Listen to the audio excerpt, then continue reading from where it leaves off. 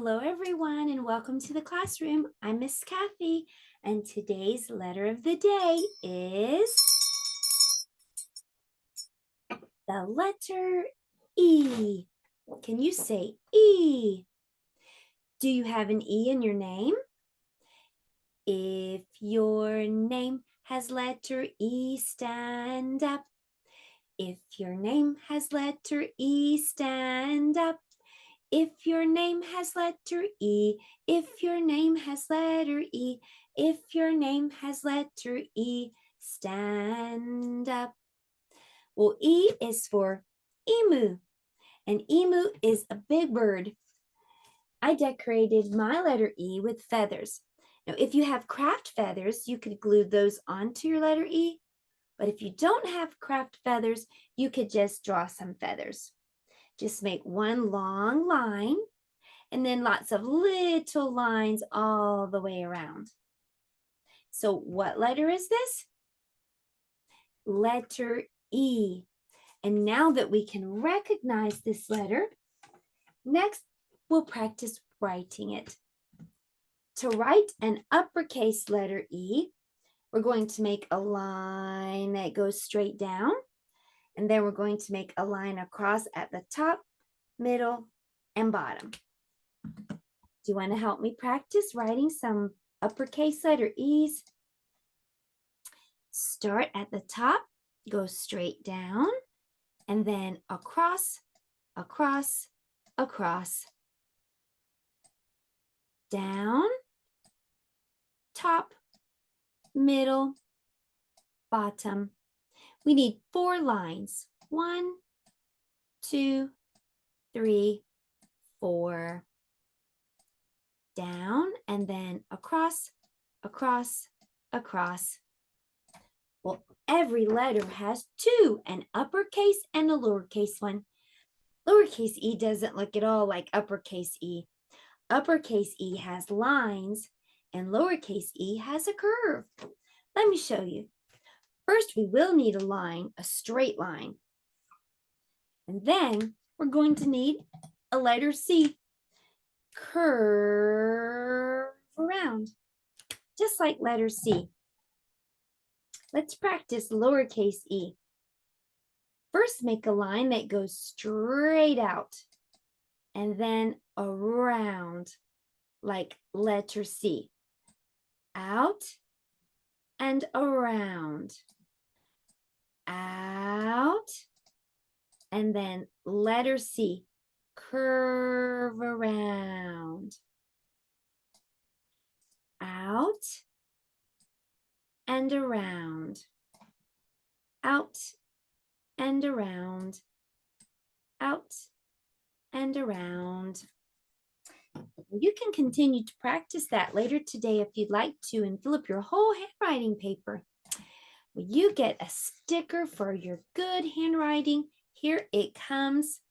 That's for you. And now we know what letter E looks like. We know how to write it. So next we'll talk about the sound that it makes. Letter E is one of those special letters that we call the vowels. Can you help me sing the vowel song? A, E, I, O, U.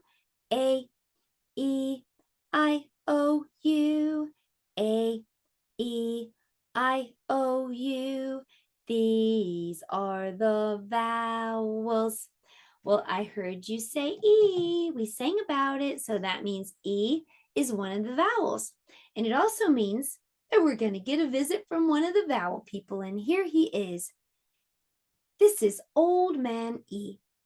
Old Man E can't hear very well. When you speak to him, he's going to say, eh? What'd you say, Sonny? Eh? Eh? Speak up. I can't hear you. Eh? Can you put your hand on your ear and say, eh? Eh? Eh? That's the sound that Old Man E makes. If you look very carefully, you can see an E hiding in the picture. Can you spot the letter E? It's his ear. His ear looks like the letter E. So whenever you see an E, I'm hoping you'll be reminded of my friend Old Man E. And what does E say?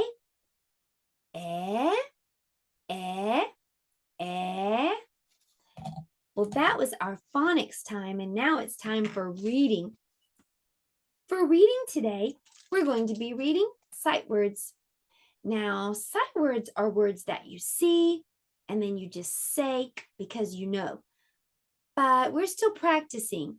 So you can see the word, I'll say the word, and then you repeat it. If you know the word, you can say it with me, and pretty soon you will. All right, are you ready? Okay, here we go. Now your turn.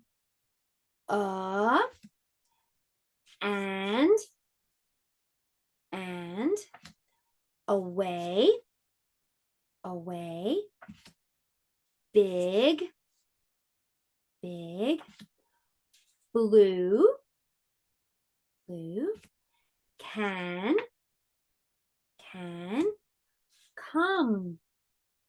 come, down, down, find, find, for,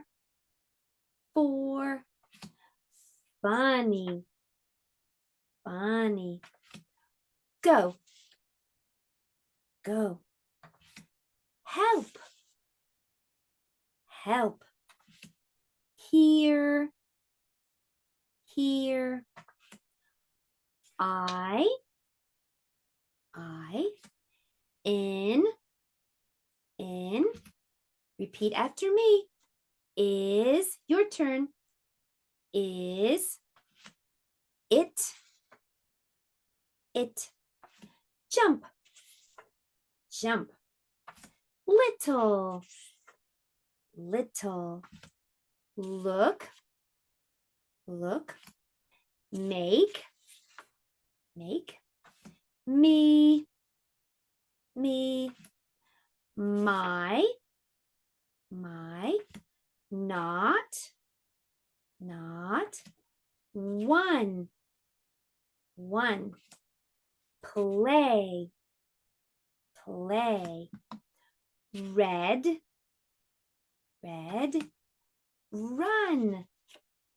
run, said,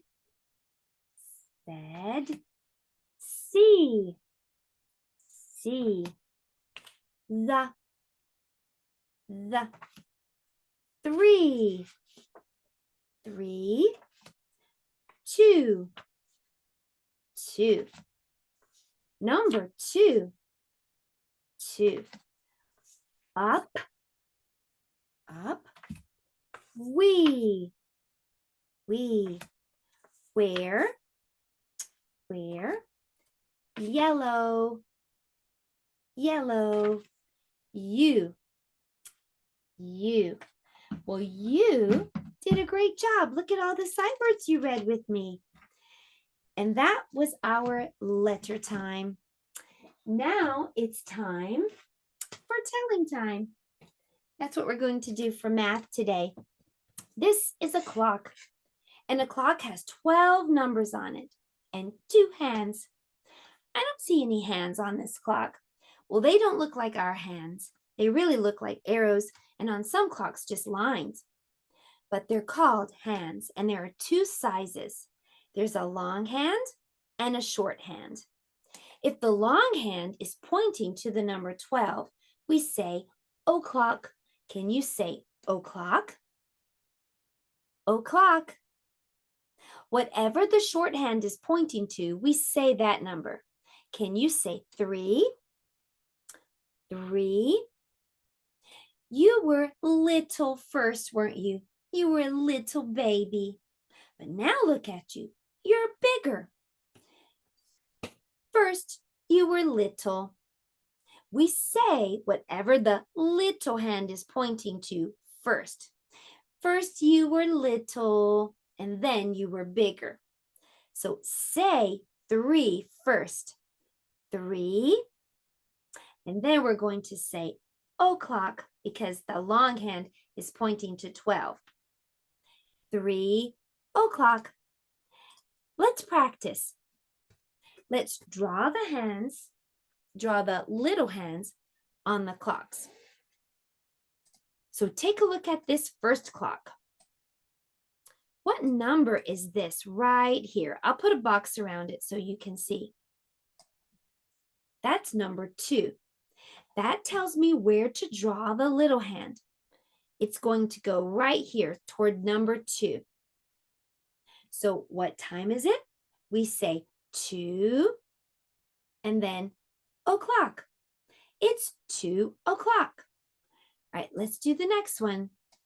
What's the number in the front? 5. So draw a little line toward number 5. What time is it? 5 o'clock. Next, what number is this? 6. Draw a little line toward number 6. What time is it? 6 o'clock. Good job. Next, what's this number? 3. Draw a little line toward 3. What time is it? 3 o'clock. Good. Next, what number is this? 1. Draw a little line toward 1. What time is on this clock? Say 1 o'clock. Very good. Okay, we're on this clock. And what number is this right here? 7. Draw a little line to 7. And what time is it? 7 o'clock. Next, what's this number in front? 9. Draw a little line to number 9. What time is it? 9 o'clock. Next, I see number 4 in the front. So draw a little line toward number 4. And the time is 4 o'clock. Last one. What's this number? 11. Draw a little line toward 11. And the time is 11 o'clock. There's one more thing I want us to do on this paper. I want us to find the clock that shows 9 o'clock and circle it. Where is the clock that shows 9 o'clock? Oh, I found it. Let's circle it. In our story today, the zoo is going to open at 9 o'clock. And now you can see what that time looks like. Well, that was our math for today. And now it's time for social studies. Social studies means learning about the world around you. And today we're going to be learning about the 7 continents and the continent that emu live on. A continent is just a big land mass. There are 7 of them in the world. They are North America, South America, Europe, Asia, Africa, Antarctica, and Australia. This continent right here is Australia, and that's where emu are from. When they're not living at the zoo, this is where they live, in Australia. Let's learn some other things today about emu. This is a picture of an emu. It's a bird. And birds have wings and feathers, but even though emu have wings and feathers, they can't fly. An emu is the 2nd largest bird on Earth. The 1st largest bird is an ostrich. An ostrich has longer wings, and an emu has shorter wings. An emu lives in Australia. You can see it here on the map. Did you know that emu have 2 eyelids? One is for blinking, and we can blink too. Let's blink right now. Blink, blink, blink. Now I want you to close your eyes. Close your eyes. What can you see? It's dark. I don't see anything. Where did you go? Now open your eyes. When we close our eyelids, It's dark. We can't see through our eyelids. And emu have one set of eyelids just like that. They can close their eyes and it's dark when they need to go to sleep. But they also have a clear eyelid that can cover their eyes. That way, dust doesn't get in their eyes. They're very fast runners and they kick up a lot of dust. They need that second eyelid to come down to protect their eyes. Emu have strong legs. They're great for running fast, and they're also great for helping the emu walk long distances. Well, emu are birds, and all birds lay eggs. An emu is a big bird, so they lay big eggs. It would take 10 chicken eggs to equal one emu egg. Take a look at this. This person is holding an emu egg in one hand and a chicken egg in the other. You can see the difference. And I like the color of the emu egg too. Well, it's time for us to go over to the art table. We're going to be drawing an emu like this. So let's head over to the art table and I'll show you how. So here I have an emu face, and I'm going to be using these colors. I'm going to be using blue, green, pink, yellow, and purple. So gather those colors. If you don't have this emu face, you could always draw one of your own. 2 eyes and a beak. And I learned how to do this from a YouTube channel. The source is here at the bottom, and I'll link it down below. All right, so the first thing we're going to do is take our blue crayon, and we're going to make a line right in the middle between the eyes. Then we're going to make more lines all the way around the emu.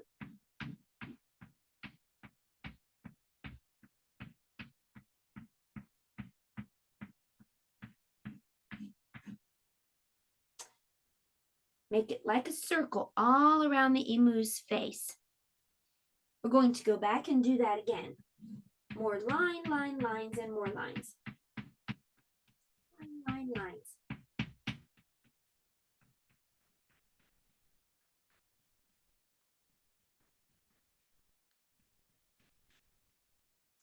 Now we're going to take our green, and we're just going to do the same thing, but only just right here in the front between the eyes. Just a little pop of color right there, a little green. Now we're going to start on the neck. So we're done with the face. We're going to do the top part of the neck. I'm just going to make some pink lines. If you don't have a pink crayon, you could use red. And then I'm going to do the middle part of the neck yellow. Just make lines.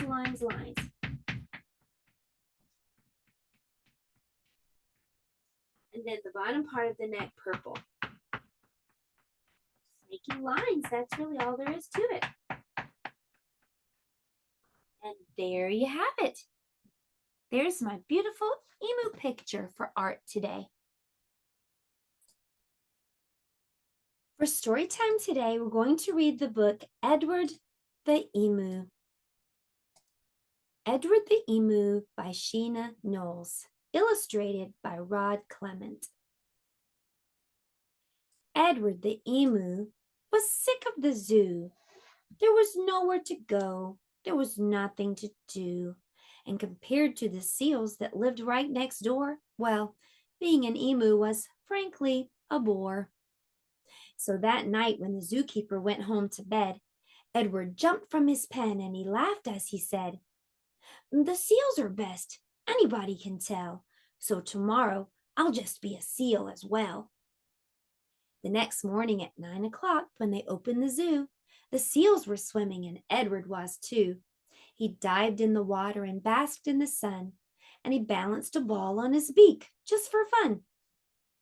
Well, Edward was really enjoying the day till he overheard someone behind the fence say, "The seals are amusing, it's true, but the lion's the best thing to see at the zoo."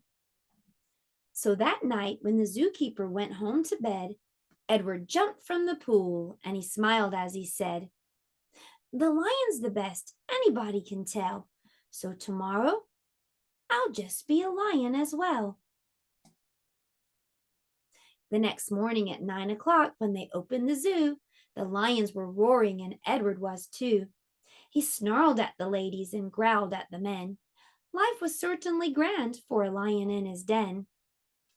Well, Edward was having a wonderful day, till a man in the crowd had the gumption to say, "The lion's a beast I shall always detest. The snakes are the things I like to see best." So that night, when the zookeeper went home to bed, Edward crept from the cage and he grinned as he said, "It's the snakes, they're the best things, and that's what they say. Then tomorrow I'll just be a snake for the day." The next morning at 9 o'clock, when they opened the zoo, the snakes were all hissing and Edward was too. He slipped round the rocks, it was magic to see. Then he curled himself casually up round a tree. Well, Edward was just warming up for the day when he overheard one of the visitors say, "The snakes are impressive, I know that is true, but the emu's by far the best thing at the zoo." "The emu?" gasped Edward. "My goodness, that's me. I'm the thing that gentleman most likes to see. Not the seals, the lions, the snakes, and the rest. It's Edward the emu he likes to see best." So that night, when the zookeeper went home to bed, Edward slipped from the cage and he laughed as he said, "If the emu's the best, then that's easy then.